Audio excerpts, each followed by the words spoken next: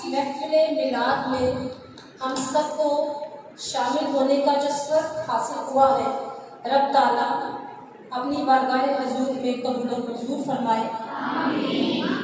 अजीज तलबा, आज इस हस्ती की महफिल हम सजाए बैठे हैं, कायनात तब तक मुकम्मल ही ना हुई जब तक आप सल्लल्लाहु अलैहि वसल्लम की आमद ना हुई। खुदावंद करीम ने कुन कहा,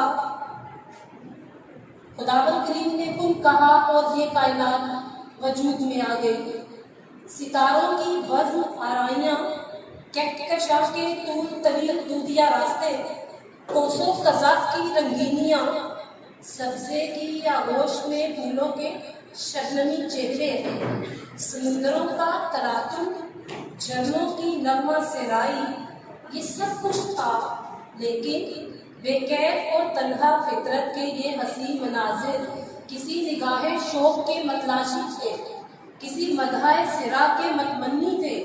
दस्ते कुदरत के इन शाहकारों ने गिरदो पेश का जायजा लिया और ज़बाने हाल से पुकार उठे, ये कायनात अभी ना तमाम है शायद, ये कायनात अभी ना तमाम है शायद, कि आ रही है दमादम सदाए कुन फयकून। जैसा कि मैंने पहले भी अर्ज किया कि जब तक आप तशरीफ नहीं लाए, कायनात ही मुकम्मल नहीं हुई। एक शेर हजूर अलैहिस्सलाम के लिए पेश करना चाहूँगी। ना हिरत की रोशनी थी, ना जनून की आगही थी, तेरी रहबरी से पहले ये जहां जहां ना था, तेरे आस्था से पहले कोई आस्था नहीं था, मैं वो ज़मीं जिसका कोई आसमान नहीं था। अजीज तलबा, मैं आप सबसे ये पूछना चाहूँगी, आज की इस बाबरकत महफिल में आप सबसे ही मैं ये पूछना चाहूँगी, जिस नबी सल्लल्लाहु अलैहि वसल्लम की ज़िंदगी के लिए आज हम उनकी महफिल सजाए बैठे हैं, जिस ज़िंदगी ने हमें हकीकी नूर दिया, जिनकी ज़िंदगी ने हमें ज़िंदगी के मानी समझाए, हमारी ज़िंदगी का सारा नूर जिनके दम कदम से है, आज हम एक दिन की महफिल मिलाद से क्या हक अदा कर देंगे? कभी मुमकिन ही नहीं है बेटा। ऐसा नहीं हो सकता कि हम एक दिन की महफिल सजा कर हजूर पाक सल्लल्लाहु अलैहि वसल्लम ने जिन्हें हमें जीने का तरीका सिखाया, हम उनका हक अदा कर दें। एक छोटी सी बात आपको समझाना चाहूँगी कि मिलाद अरबी ज़बान का लफ्ज़ है, जिसे हम उर्दू में यौम पैदाइश भी कहते हैं, इंग्लिश में हम इसे बर्थडे भी कहते हैं। छोटी सी मिसाल देना चाहूँगी बेटा कि जब कभी हम किसी की पैदाइश पर जाते हैं तो हमारे दिल में यही होता है कि हम उसको कोई तोहफा पेश करें, ऐसा तोहफा जो जिसकी पैदाइश पर हम जा रहे हैं उसके शायान शान हो।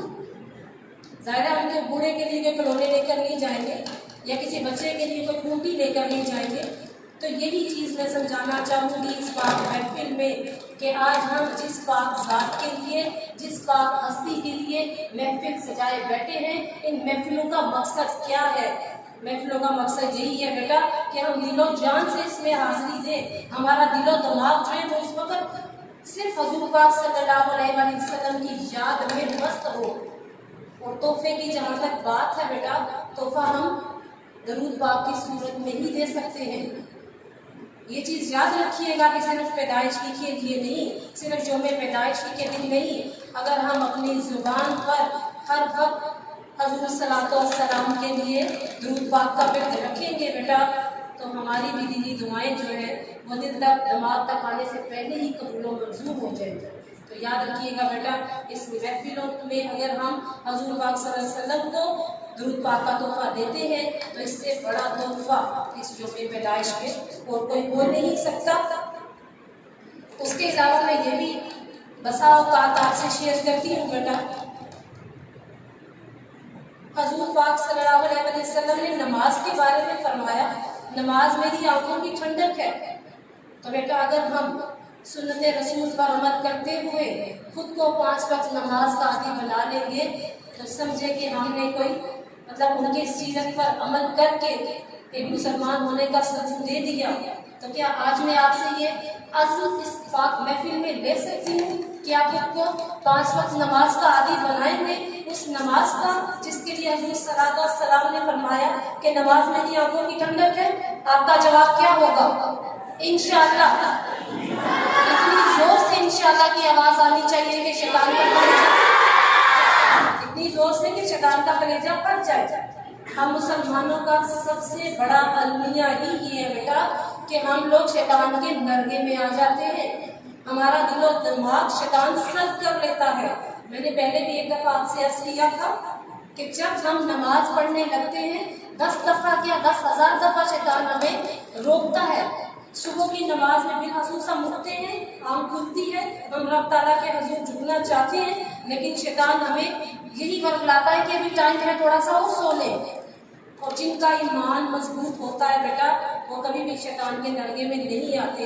यही इस पाक महफिल का मकसद होता है कि हम बीइंग अ मुस्लिम अपने ईमान को इतनी इस्तेहकाम बख्शे, इतनी मजबूती दे कि हमारा ईमान कभी भी डगमगा ना सके, चाहे वो नमाज हो, चाहे हमारी ज़िंदगी जो है वो सिर्फ महफिल मिलाद तक मखसूस ना रहे, बल्कि हम अपने अमल से भी जाहिर करें कि हम हजूर पाक सल्लल्लाहु अलैहि वसल्लम की उम्मती हैं।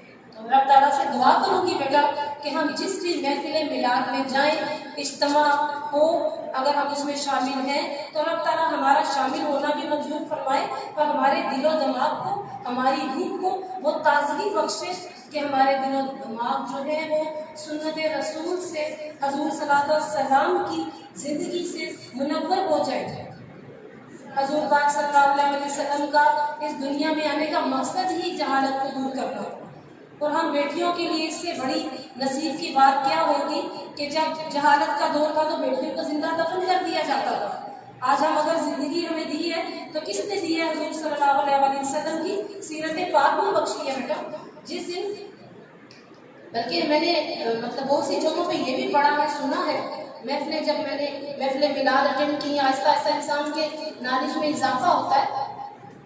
मैंने ये भी सुना कि जब आपकी आमद हुई तो हर तरफ, जो मैंने पहले बयान किया कि रोशनी तो फैल गई, जहाँ तक कि अंधेरे मिट गए, लेकिन जब आपकी आमद हुई उस रोज किसी के घर बेटी भी पैदा नहीं हुई, ताकि कहीं कोई शिफ्ट ना हो, कहीं कोई ऐसा नेगेटिव काम ना हो कि आप सल्लल्लाहु अलैहि वसल्लम दुनिया में आए हैं तो हर लिहाज से पॉजिटिविटी दुनिया में फैल जाए। अल्हम्दुलिल्लाह कि आज हम हजूर पाक सल्लल्लाहु अलैहि वसल्लम की उम्मती हैं। आपको रोज इतना लेक्चर देने का मकसद एक ही है, एक ही ख्वाहिश है, रब ताला जानता है कि चले बाकी आम रूटीन में ना सही, एटलीस्ट आज हम जैसे महफिल मिलाद में बैठे, इस वक्त हमें हर चीज़ दुनिया की भूल जानी चाहिए। पाक महफिलों में शामिल होकर भी अगर हमारा दिलो दिमाग इसमें इन्वॉल्व ना हो, रब ताला के हजूर हमारी ये महफिलें कामयाब ना हो, रब ताला के हजूर हमारा यहाँ शामिल होना कामयाब ना हो, तो इससे बदनसीबी की बात और क्या होगी कि हम करीब पहुँच कर भी दूर रह गए। तो उम्मीद करती हूँ कि आप सब मेरी इस बात से इत्तफाक करेंगे। इस महफिल, इस पाक महफिल में जो हजूर अस्सलातु वस्सलाम के लिए सजाई गई है, इसमें आप अपने दिल में यह अहद करेंगे कि हर छोटी से छोटी चीज़ में सुन्नत रसूल को अपनाकर अपनी ज़िंदगियों को मुनव्वर करने की कोशिश करेंगे।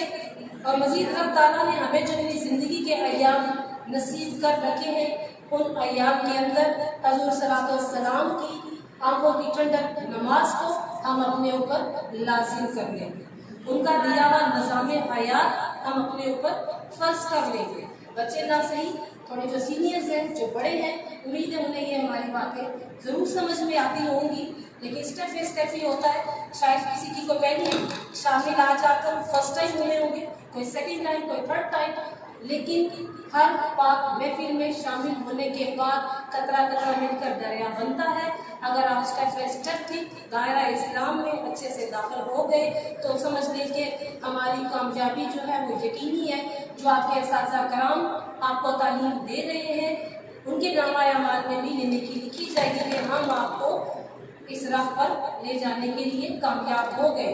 और एक ये तो मेन चीज़ है कि हमारे हुजूर सल्लल्लाहु अलैहि वसल्लम का मकसद ही मेन तबलीग था, सबको राह रास्त पर लाना। अल्लाह ताला हमारे हर अमल को सुन्नत रसूल पर चलने की तौफीक अता फरमाए। दुआ करती हूँ कि आप लोग कि जुबान पर भी कसरत से दुरूद पाक का विर्द जारी रहे।